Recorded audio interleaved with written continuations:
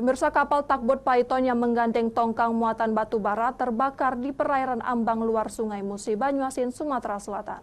Tidak ada korban jiwa, seluruh kru dan ABK berhasil diselamatkan. Dari rekaman video amatir terlihat asap tebal membumbung tinggi dari kapal takbot Python yang terbakar. Dalam video juga terlihat bantuan pemadaman dari 2 kapal takbot lainnya yang kebetulan berada tidak jauh dari lokasi kejadian.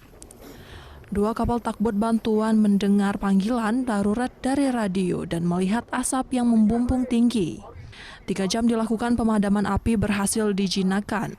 Kapal takbot Python terbakar Senin pagi sekitar pukul 6 waktu Indonesia Barat.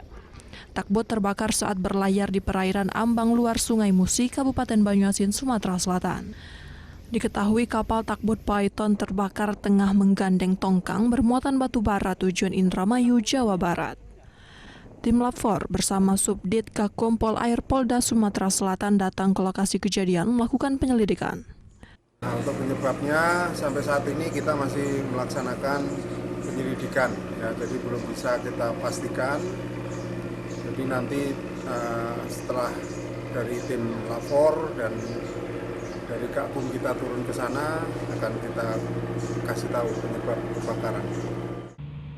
Dalam peristiwa ini tidak menimbulkan korban jiwa, seluruh kru ABK takbot Python berhasil diselamatkan. Dari Palembang, Firdaus, iNews melaporkan.